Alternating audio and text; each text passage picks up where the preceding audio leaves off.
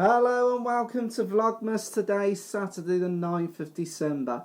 And on tonight's reveal, I've got something that has been very dear to my heart for a very long period of time. And I had such gaming fun playing this. Tonight, I'm bringing to you Forza Motorsport 4. To me, this was the pinnacle of the Forza franchise because I never played any more of the Forza games after 4. Starting right way back, we had the original Forza, which was a breath of fresh air when it came out, and give Gran Turismo something to really think about. Then we moved on to Forza 2 and Forza 3, and each time the games progressed but still had that same Forza DNA. Forza 3 was a fantastic addition, but I honestly think Forza 4 for myself was the best edition they ever released. With 500 cars and 26 tracks, you had a vast choice of weapon for almost every track. Some of my favourite cars from the game were very much the JDM cars, all the very early cars of the drift eras. I particularly used to like the Subarus and the Evos. The Forza 4 was the first Forza game to fully support the Kinect sensor. It actually had a driving mode that the sensor would head track you, so as you look round the vehicle you could actually see round out the car and look at cars at the side of you. You could even, if you wanted to, drive the car with your hands out in front of you steering. The only problem with that was that you couldn't control really the full acceleration and braking. It was almost auto done for you. Some of my favourite tracks in the Forza 4 series were Maple Valley. Absolutely cracking track, and I used to have so many memories and races there. Mugello, the Autodromo International in Italy, was another fan favourite. And all the way out into Japan, the Twin Ring, Motegi. I really used to love the shorter circuit on that. And my all-time Forza 4 favourite track, and I don't know if I'm going to pronounce this properly, is Tunguska. I used to love that track, and ramping round that in an Evolution Tommy Mackin edition, or an Evolution Tommy Mackin, I think it was Time Attack edition. It was one of the Time Attack editions. That was the pinnacle of this game for me. And unfortunately, I left the Forza 4 series to move on to bigger and better things.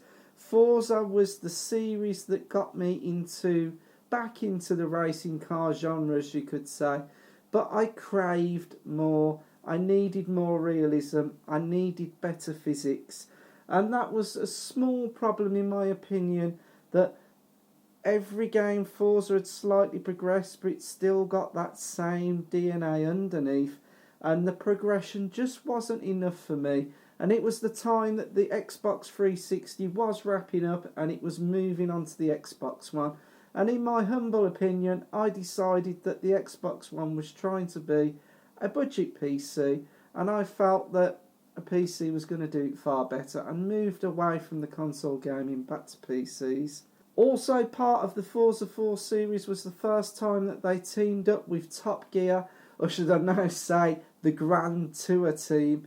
They featured in the Auto Vista parts of the game where you could look round at certain cars that were detailed in very high detail. You could open the door of the car, you could go in and look at the dials and move around with the joysticks on the controller. Turn 10 was a fantastic franchise, and they're still pushing the Forza series out. I've tried the new iteration, but I just really can't get on with it because I've been spoilt blind by Project Cars and Project Cars 2. But when I bought this game, I bought the Forza 4 limited edition, and I thought we'd just do a quick unboxing because to this day it is really, really, really high quality. If I just show you the aluminium brushed case there, I mean, I don't I was probably get it in the light correctly. I'll move it around, so I don't know if the camera's picking that up properly, but real good craftsmanship's gone into that. And if I open it up inside, you've got your game manuals, and you also had some cards, limited editions, extra editions to the game. As you can see, the disc is still out the box. It's, where that's quite gone up to this moment, I don't know, but it's probably around in one of my other boxes. I've not played Forza 4 for a long time, but I think I'm going to get a nostalgic video on the channel because I enjoyed this game. 2011 to 2013, I don't think there was a day that went by where I didn't play the daily grind. And that was one of my issues with Forza. It was a grind. You had to earn everything you got. I know I joked on the Forza forums that it was almost become my second job. These days, YouTube is my second job. And as I am finding doing these Vlogmases every day, it takes up so much time. But I do enjoy doing it. Within the limited collector's edition, you also got this lovely book, Forza Motorsport 4, and it was put together so cleanly and so nicely, and it showcased a lot of the cars that were actually in the game. I'm going to treasure this. To me, it's something I'm always going to keep because it's an era of my life that I thoroughly enjoyed, and it's really well put together.